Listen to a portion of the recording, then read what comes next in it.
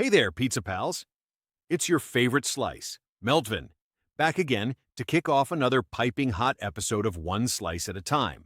Today, Stephanie and Ryan are taking you inside the most magical wallet trap on earth, Disney World, to help you figure out where to splurge and where to save. Hotels, tickets, lightning lanes, snacks, and souvenirs. They're cutting through the cheese and giving you the real deal advice. Grab your travel planner and maybe a snack. This one's loaded with toppings. Let's get slicing!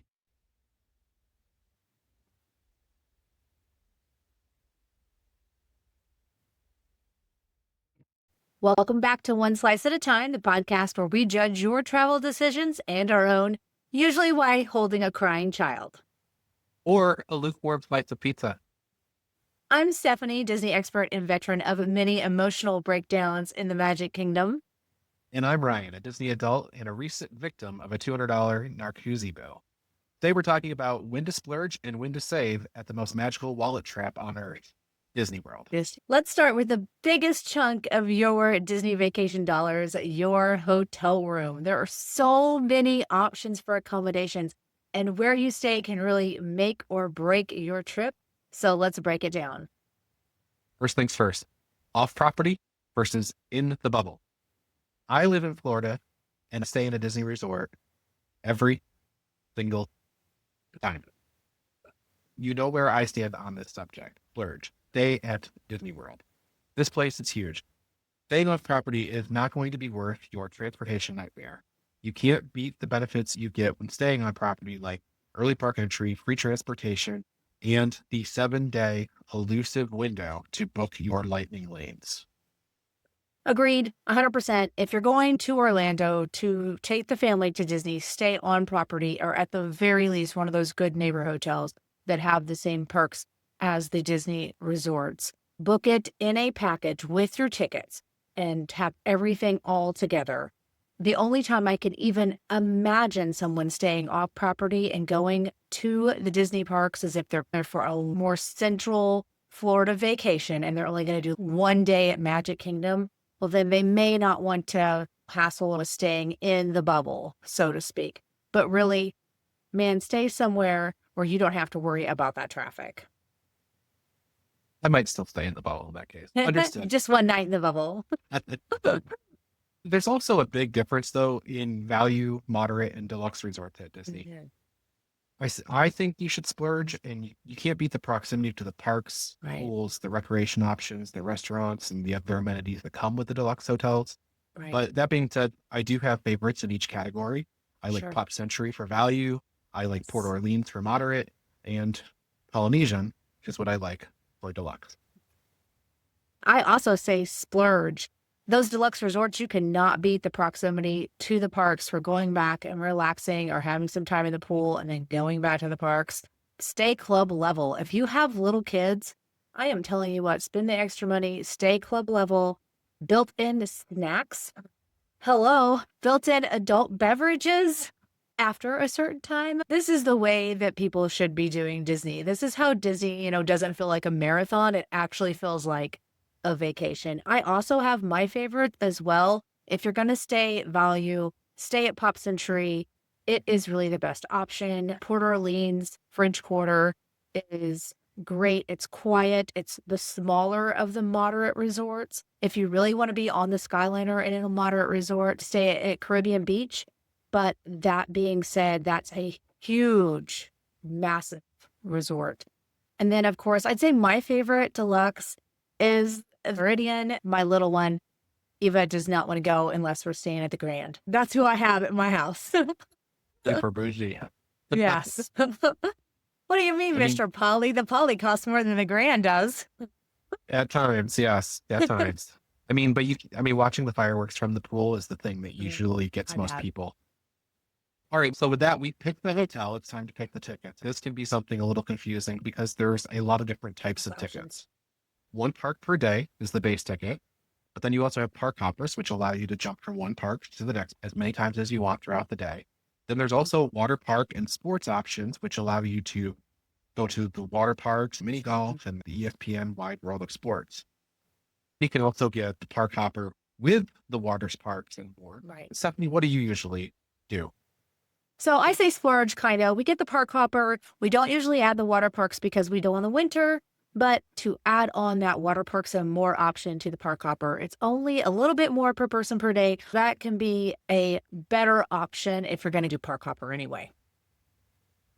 I always say if you're an experienced Disney person, then go ahead and do the hopper. But if you only go to Disney once every couple of years, then one park per day is going to be the way to go. It's easier to manage with Lightning Lane. It's easier to manage with dining reservation. It's easier to manage all the way around. I know some people say that you can't with Animal Kingdom, but every park, I think you can get a full day out of. If you are traveling with small kids, you might say to yourself, well, we're going to go to Epcot in the morning and then we're going to go back to our hotel, and our hotel is the Polynesian. So it's only a quick monorail over to Magic Kingdom if we want to go there at night. Getting the park hopper is kind of nice in that case. Those are decisions your family will have to make.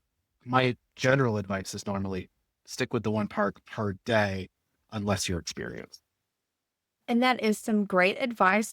I'd also say if you're thinking about going from a 5-day to a 6-day or a 6-day to a 7-day ticket, sometimes it's not that much more to add on an extra day. So we usually tend to splurge a little bit and have tickets just so if we want to hop into the parks on our arrival day or on our departure day, we have that option.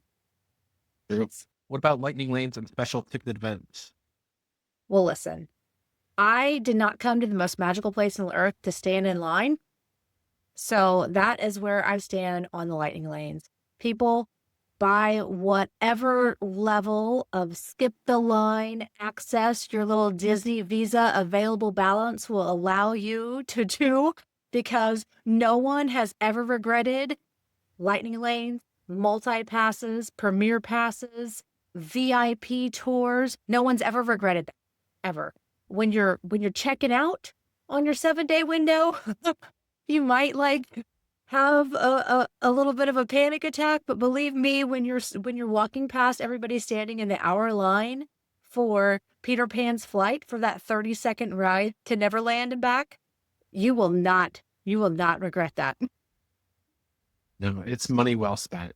And the Premier Pass is a pricey option. It can be really expensive per day per person. And I did it at Disneyland because it's good at both California Adventure and Disneyland Park. It's about $400 per person, and that is a lot, but we rode everything in both parks in one day.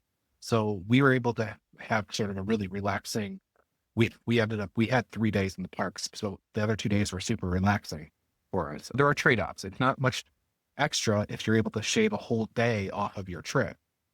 I have some other people that I sent to Disney World, and they were 100% absolutely going to do a VIP tour, which is going to cost you a minimum $700 per hour with a minimum of 7 hours. So that's about $5,000 that you are going to be spending on the VIP tour.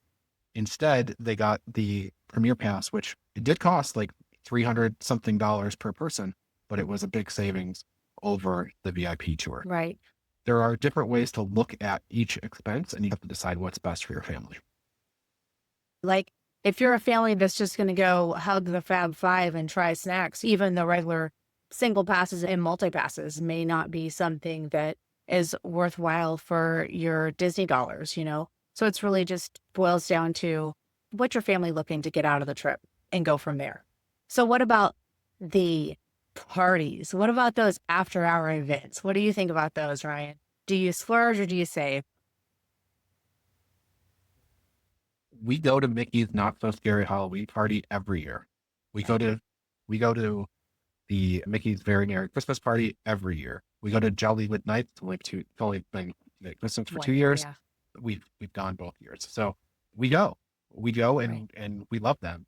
Now, we are a little bit different though, because we live in Florida, so we can zip up there for a long weekend, and that can be the focus of our trip.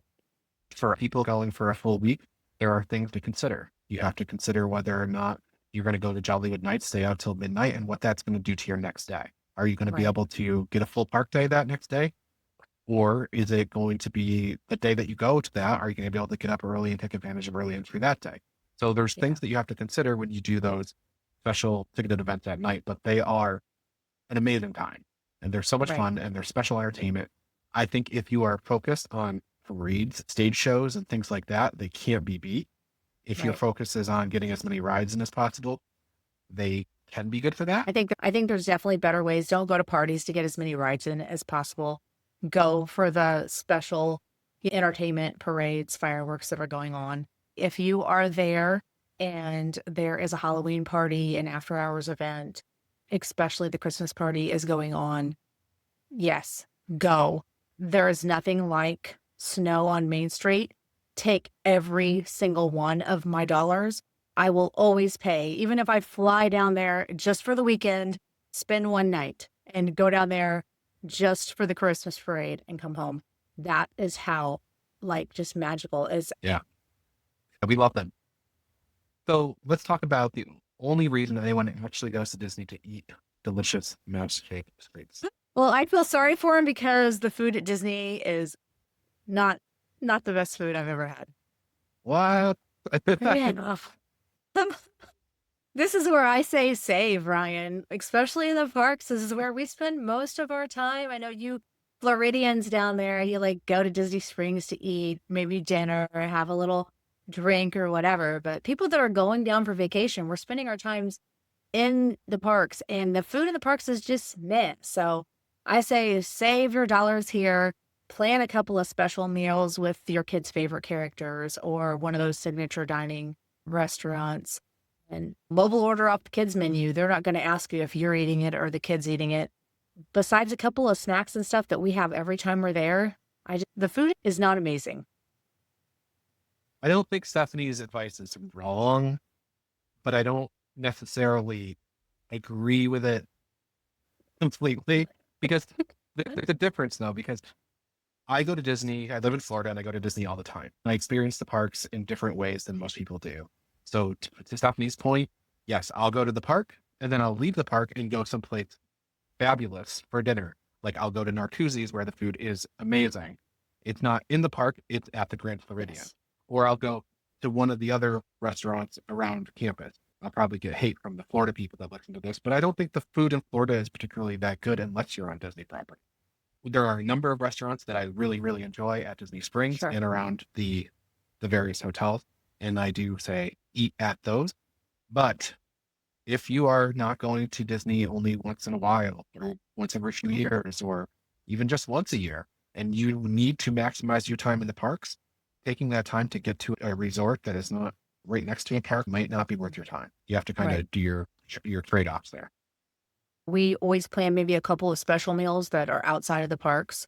We really like California Grill, or maybe even for lunch, hop over to the Grand Floridian Cafe, one of our favorites. But the food in the parks, if you're going to spend time in the parks, I say save your money there.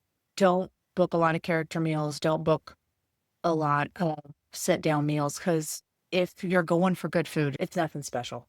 So let's talk about something we're actually going to bring home with us, not most likely leave in Florida. So let's talk about all of those things your kids or Ryan, if you're traveling with Ryan, wants when you bring home. The dreaded bubble wands and all the merch you can't possibly get out of the shops without. Like there was a streak where I went with a number of families for a while, and they would all undoubtedly have a young girl, maybe under age 10, for 5 families in a row. They all immediately bought bubble wand. Immediately. That was like, Right. I don't know what it is about those things, but they just draw those kids right in. It is one of those things where you're going to get all kind of wrapped up in the emotion of the, like, you're at this most magical place on earth. So it can be very hard to resist spending a ton of money on souvenirs. There's a couple of tips I have. People don't realize that when they go to Florida in November, it might not be hot. You might have a really cold day. Be prepared for the weather so you don't have to spend $100 on a sweatshirt. I would rather see you spend $100 on souvenirs than on a sweatshirt because you're cold. The sweatshirt you might get more use out of, but still. Anyway, in any case, like you're gonna probably buy something. So just kind of suck it up and get used to it. Stephanie, I know you feel a certain way, but you're a minimalist, so Go ahead. I'm a minimalist except when it comes to Disney, and then I'm a maximalist. So as I said in front of my wall of mouse ears, my shrine to the mouse, I say save. I do have a tip about the bubble wands. They come home with people and then people put them on Facebook Marketplace. Grab them there and then bring them with you. The kids will not know the difference. Instead of buying bubble wands in the park, have them miraculously be in your luggage when you get there because the kids are going to want them and spending $30 a piece for them. So yeah. Reuse the bubble wands, pass them on to the next person. But when it comes to souvenirs, save your money. As you can see by my office, like it's easier said than done. But I do have a few rules when I go to the parks. I do collect mouse ears, so it's about the only thing that I bring home. Kid gets a budget on a Disney gift card, and here is your budget. That is all you get, whether you buy 3 things or one nice thing. That's what you're bringing home, and that's it. Now it's time for Ryan's Crusty Review, brought to you by the Slice Sling, because nothing ruins the magic faster than rubbery cheese and soggy crust. Whether you're park hopping or rope dropping, the Slice Sling keeps your pizza warm, secure, and conveniently strapped across your chest like the fashion-forward pizza Jedi that you are. No table or trash can top, no problem. Enjoy a hot slice of cheesy goodness mid-parade, mid-fireworks, mid-cue, or mid-toddler tantrum. The Slice Sling, for those who save on meals but splurge on style. Side effects may include grease spots on your brand new Mickey Mouse shirt, jealous stares, and unsolicited compliments from like-minded pizza aficionados. I do not have one of these. You need one of these, Ryan. I'm going to make one just for you. This is the first thing that we've done a fake ad on that I think that we definitely need to put into production. I don't think so. Okay, let's talk about Disney pizza. There are some gems. There are some. There is one gem. There are several mistakes, and there are a couple that you'll be fine with. So let's start with the gem. The gem, the Holy Grail, the best pizza in the state of Florida, maybe the South, is the Annapolis. Like, get your reservation 60 days out on your Epcot day. That's where you're going. Get the pizza, get the yard of pizza because it tastes better than the small one. Don't know why, but it does. And enjoy. Thank me later. It's 8 out of 8. 8 slices. Okay. Aside from that, you can also find pizza everywhere on property. Every park has a pizza place. Pinocchio's is awful. Walk past it in Magic Kingdom. Just no. So every park has them. I don't generally ever get it in the park because I don't think it's really that good there. Right. But out at Disney Springs, you can get good pizza. I think it's fairly good at Splitsville and at Wolfgang Puck's. So 3 places out of how many hundreds of restaurants do they have at Disney that you can actually get edible pizza? Yeah, a lot. Yeah. No, I mean, listen, I've had it at probably 60 or 70 places on Disney property. Yeah. Those are the ones I kind of narrow it down to. Those are I mean, trust me, in the name of research, I keep trying at all these places. So, but those are the ones keep hoping for better. You know, and yeah, there's some that, they might surprise me on this trip and might be great. Next time, they're not so great. So, but those ones I think are reliably pretty darn good. So I go with those.